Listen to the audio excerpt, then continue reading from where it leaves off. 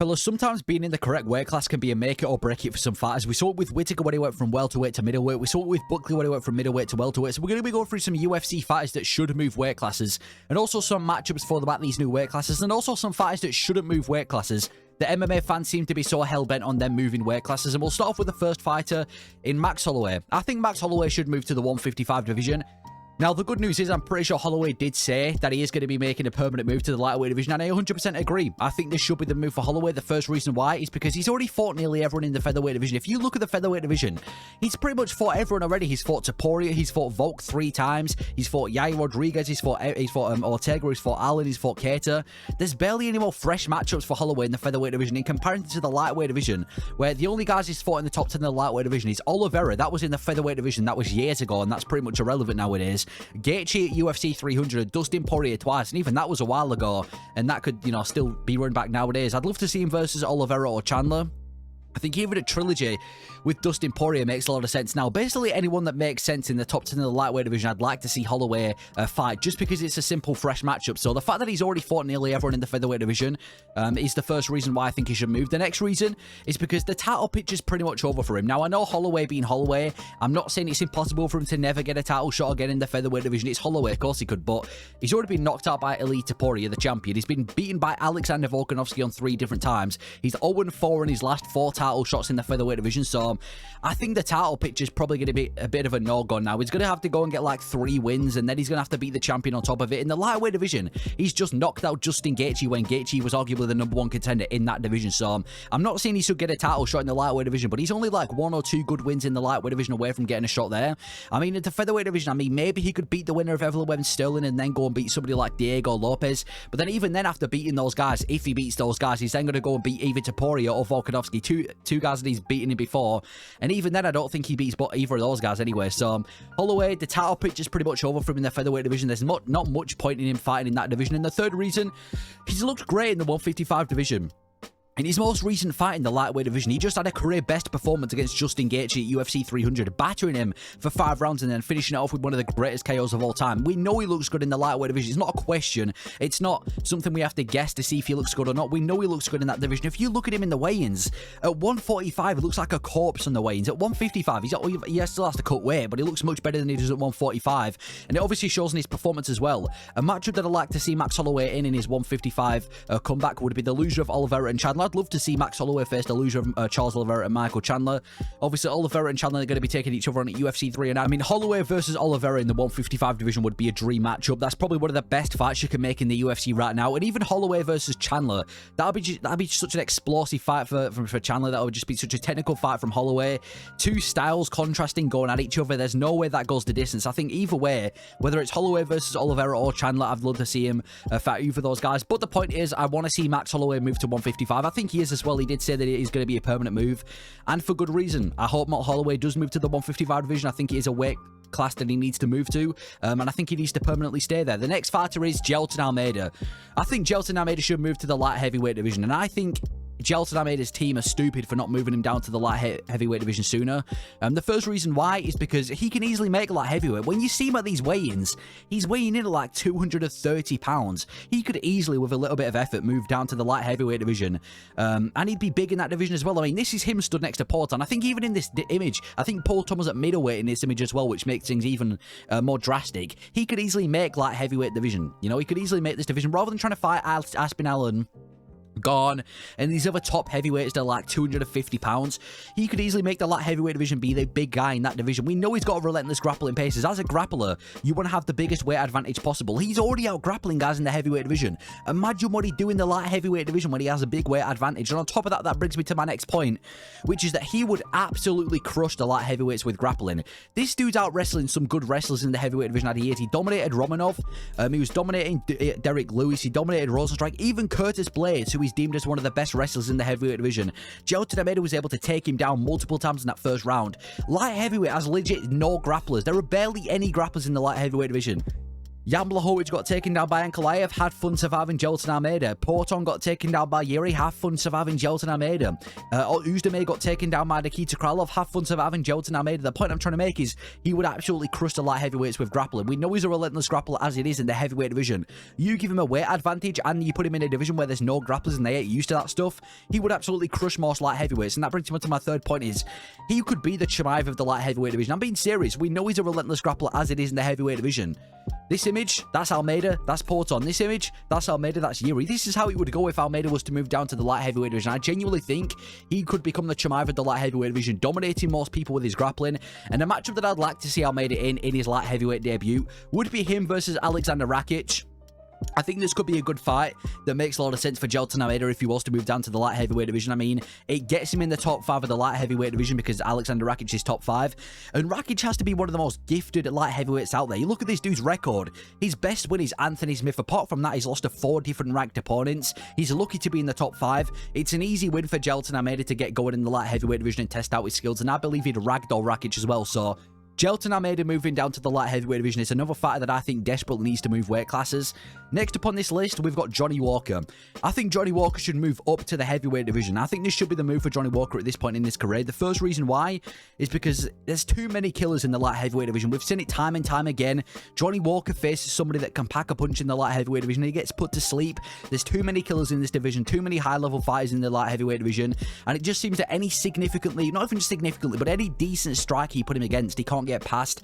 And he's proved that he's not elite enough for the light heavyweight division, with all due respect. There's just too many killers in this division. In the heavyweight division, he'd probably get knocked out if you faced a top 5, and that's why the top 5 is the danger zone. As long as he's fighting outside the top 5, everyone else is just free wins in the heavyweight division. At this point in time, Dominic Reyes would probably beat him in the light heavyweight division. Bogdan Guskov would probably beat him. Carlos Ulberg and Azamat Murzakanov would absolutely murk him. So there's just too many killers in the light heavyweight division. There's not many matchups for him in the rankings right now that I could honestly favour him to win. And that brings me on to my second point, which is that Walker would dominate most heavyweights outside the top 5. Walker's not that bad. He's a bit of a goofy striker.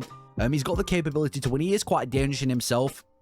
And he's fairly well-rounded as well. He's got the skills to pay the bills. There's just a lot of flaws in his game. But even just that and being athletic is enough to make it in the top 10 of the heavyweight division. You're saying he can't beat the likes of Romanov and Nascimento. You're telling me he can't beat the likes of Spivak and Tabur, because those are the guys he's going to be facing in the top 10 of the heavyweight division. And outside the top 5, I think Walker would dominate most of the guys in the top 10 of the heavyweight division. I mean, look at this division. So many guys ranked in the heavyweight division won't even be close to the rankings in different divisions. So I think he could, easily dominate those guys. And heavyweight needs some interest. Outside the top 5 in the heavyweight division, it's a very boring division. I mean, the only fun guys outside the top 5 is Derek Lewis because of his knockout ability, Chris Barnett because he's a fun guy, and Tatu Ivaza because he comes there to brawl. Johnny Walker would bring the personality, he'd bring the fun fighting style, and that's what the heavyweight division needs.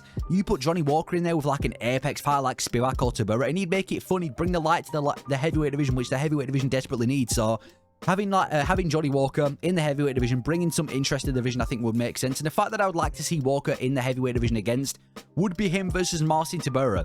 I think this is an easy fight for Johnny Walker. It would get him in the top 10 of the heavyweight division to kick things off. And Tybura is a very beatable opponent. He's not an elite striker.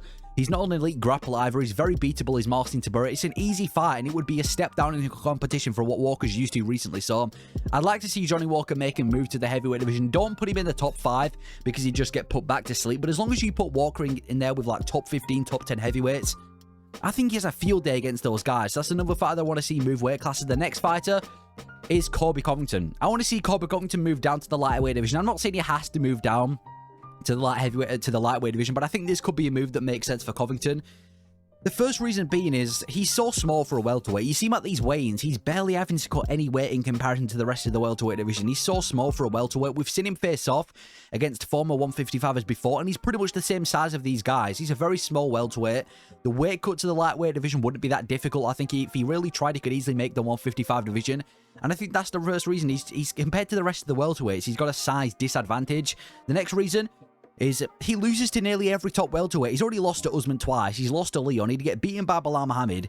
He'd lose to Ian Gary. He'd lose to Buckley. He'd lose to Sean Brady. He'd definitely lose to Shafkat and JDM. Pretty much everybody in the welterweight division would beat him. He's surrounded by killers in the welterweight division. Whereas you look at the lightweight division, I'm not saying he's going to become a champion, but there's a lot more winnable matchups for him in this division than the welterweight division. We got to realize as well, he's a good wrestler as Colby Covington. He absolutely dominated Masvidal in his last win. We've seen him dominate people with his grappling before, and even in the welterweight division, he's a very good grappler. You translate that to the lightweight division, which hasn't got too many high-level wrestlers apart from maybe Sarukian and Makachev. I think he'd do really well in this division. He'd bring a fun personality to the lightweight division, bring a fun fighting style, and I genuinely think in the top 10, he'd have way more success in this division than he would in the top 10 of the welterweight division. My next point is that there's so many rivalries that he could have in the 155 division. At welterweight, he had a big rivalry with Kamaru Usman. He had a big rivalry with Jorge Masvidal. Maybe in the welterweight division, he'd had one with Ian Gary because they seem to be going back and forth, or at least they were early this year.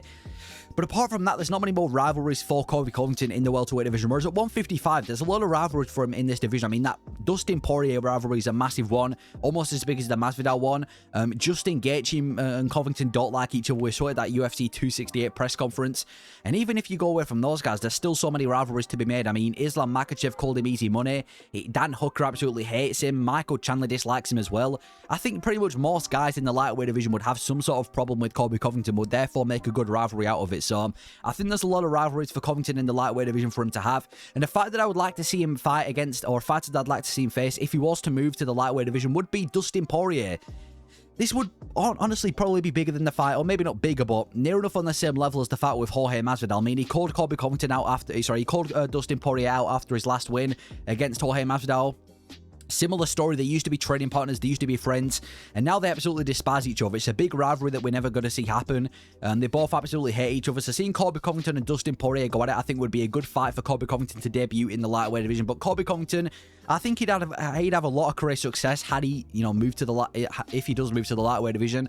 I think there's a lot of big fights for him, a lot of winnable fights for him, and I think that would be the smart career move at this moment in time, considering the current state that he is in with the welterweight division. Another fighter is MVP. I think MVP wouldn't have too much problems moving up to the middleweight division. Now, I don't think he desperately needs to move to the middleweight division. I don't think this one's as urgent as others, but I feel like the first reason why I'd like to see MVP in the middleweight division is because MVP needs to fight Sharipute Magomedov.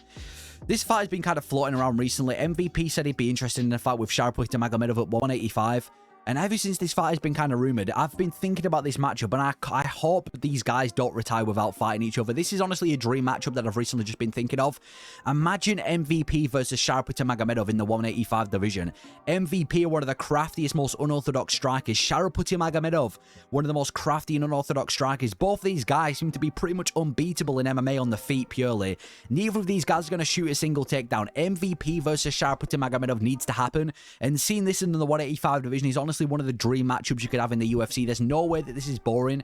There's no way that this isn't a banger. I think it's one of the best striking matchups you can see. The next reason, there's a bunch of fun matchups in the 185 division. I mean, like I just said, Sharipute Magomedov, a dream matchup. Michel Pereira, Roman Kopylov, Gregory Rodriguez, Joe Pyfer. There's so many banger matchups for MVP in the 185 division. And I think him moving up to middleweight could, be the start of him seeing a bunch of fun fights. I mean, we know MVP's a fun fighter. We saw him in that fun fight with Kevin Holland, who ironically is now moved to the middleweight division. So I think the middleweight division as a whole would be good for MVP. The welterweight division, however, there's probably about one fight that makes sense right now for MVP that's fun, and that's Michael Morales. Apart from that, there's not any, matchups that scream out being fun. Carlos Prates is taking on Neil Magny. They ain't going to fight MVP. Jeff Neal's going to be wanting to fight up. So I think for MVP, there's a bunch of fun matchups that actually make sense at 185. And I think a fight that I'd like to see him in is, like I just said, him versus Sharipute Magomedov. I think this will be a really fun matchup. We know MVP for being this very crafty, dangerous striker. Sharipute Magomedov, the exact same thing. There's no way that this fight isn't a banger. I honestly wouldn't know who to lean towards. I'd say MVP's probably displayed that he's got the better striking at the higher level, but Sharipute Magomedov, the dude's undefeated. It's his natural weight class, and he's looking amazing so far. There's just so many reasons why this fight's a banger, but regardless, I think MVP, it could do his career a lot of success if he was to move to the middleweight division. I don't think that would be a back shout. I think there's a lot of fun matchups in the middleweight division for him in comparison to the welterweight division, so I think MVP moving weight classes could make sense. Another one is Corey Sandhagen. I think Corey Sandhagen eventually should move up to the featherweight division. I think this could be a good move for Corey Sandhagen. The first reason why is because this dude is 5'11", cutting down to 135. Now, don't get me wrong, he's elite in the bantamweight division as it is. I'm not saying he's not elite in the bantamweight division, but with that frame that he's got, even with the elite takedown defense, it's no surprise that he's been taken down by a lot of these 135ers. And, you know, they're being able to take him down pretty comfortably. He's not got the frame for a 135 fighter. This guy's a much more dense than him, much thicker than him, and for that reason, they're being able to take him down much better. There's a lot of memes about Corey Sandhagen, about how skinny he is for the 135 division, and he's having success in the 135 division. It's not a bad problem, but I think the dude would have a much better, much more success with his frame in the featherweight division, which brings me on to my next point, which is we could see some of the highest level fights of all time in this division. I mean, Corey Sandhagen already is one of the highest level fighters in the UFC. Such a technician, so well-rounded, a great striker, can outstrike anyone on a good day, and even his takedown defense and takedown offense is elite. He's very well-rounded. Imagine somewhere down the line, Corey Sandhagen versus Topuria, Corey Sandhagen versus Volkanovski, Corey Sandhagen versus Diego Lopez. There's so many banger matchups and so many high-level fights that we could see Corey Sandhagen in. Was he to move to the 145 division? I think he's even hinted moving to 145 before as well, and just having Corey Sandhagen in that roster at 145 to replace Holloway would be such a good move for Corey Sandhagen. So we could see some of the highest level fights of all time. The next reason is the title picture isn't really an option for a while. Similar to Holloway in the featherweight division, it's going to be a while before Sandhagen gets a title shot, if he does. I mean, you look at the current state of the bantamweight division, he lost his #1 contender fight with Umar Nurmagomedov. He got choked out by Aljamain Sterling. He lost his #1 contender fight with PTN. He lost a #1 contender fight with TJ Dillashaw. So the title picture as of right now isn't really an option for Corey Sandhagen, in my opinion.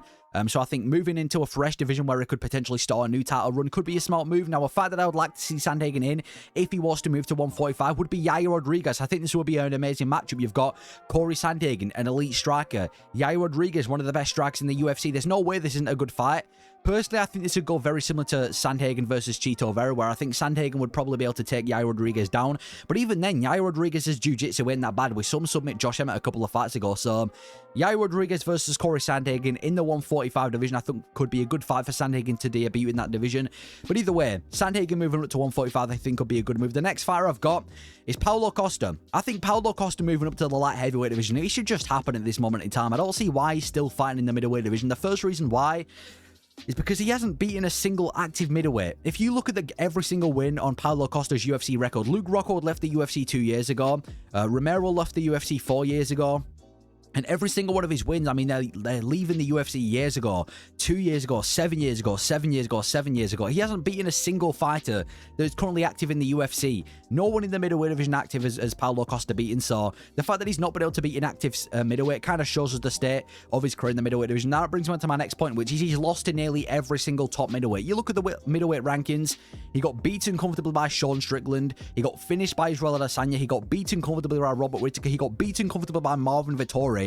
And he just shows that he's not really able to be the top of the middleweight division. I don't understand why he's still fighting. He's already dead. He's already showed us that he's not good enough to be the top middleweight. So why not try out the light heavyweight division? Why not even try and just move to a different division? Because there's a lot of fun matchups in the light heavyweight division, a lot of winnable fights for Paulo Costa in that division.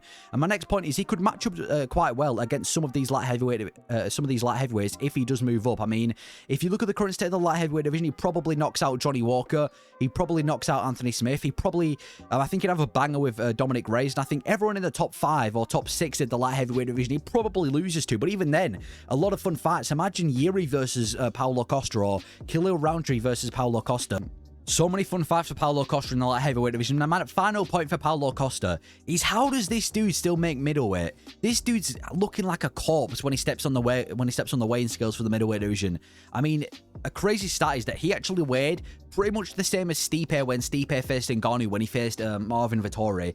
That's how heavy Paulo Costa is. Why is he still trying to fight and kill himself just to make 185? I think he'd have much more success and a much easier time. His attributes would be much better if he was to fight in the light heavyweight division. I just still don't see why he's trying to kill himself just to make the middleweight division. Now, a fight that I would like to see him face if he was to move to the light heavyweight division would be Anthony Smith. This is just a free matchup for Paulo Costa. Smith has to be one of the worst ranked fighters in the UFC.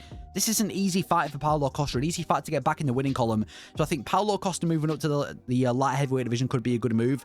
And now for some fighters who shouldn't move weight classes. Some fighters that everyone keeps saying should move weight classes that I personally disagree with. The first one is Brian Ortega. I don't think Ortega should move weight classes. There's this big narrative that he should move to the lightweight division. Apparently it's rumored to be happening. Why? This dude's already getting whooped as it is in the featherweight division. He's getting outclassed in the featherweight division. He's already quite slow as it is. How would him move into 155 against a bunch of killers, one of the most competitive divisions in the UFC, how would that possibly benefit Brian Ortega's career?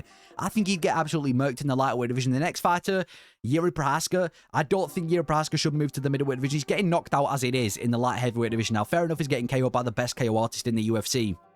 But cutting down and having a brutal weight cut to the middleweight division is only going to make his chin worse. It's only going to mess up his stamina. I don't think he could even make the middleweight division. And I think he faces someone in the middleweight division like, I don't know, like a Dricus du Plessis or a Whittaker or someone that's got decent striking. I think he gets slept. I don't think that's a good idea for Yuri Prochazka. Conor McGregor. I don't think Conor McGregor should fight in the middleweight division either. There's this big talk about McGregor being bulked up and fighting in the middleweight division against Michael Chandler. Even though it would be funny seeing him fight at middleweight, why is he doing this? Maybe for a one-off fight against like a Michael Chandler or someone else in the middleweight division, but anyone in the middleweight division would absolutely murk Conor McGregor. He would be massively undersized in that division. I don't think that's a smart idea either. And the next one is Charles Oliveira. I don't think Charles Oliveira should be trying to fight in the welterweight division. I don't understand why he'd fight in the welterweight division. The welterweight division is full of high-level grapplers or defensive grapplers. There's absolutely nobody in the top, probably the top 7 of the welterweight division, probably even in the top 10 of the welterweight division that I would pick to lose to Charles Oliveira. I don't think I'd pick Oliveira against anybody in the top 10 of the welterweight division. I don't understand why he would possibly move to that weight class, but those are some fighters that I think should move weight classes and shouldn't move weight classes in the UFC. Let me know your thoughts on these fighters, if you think they should or should not move weight class, and let me just know your overall thoughts. Thank you for watching.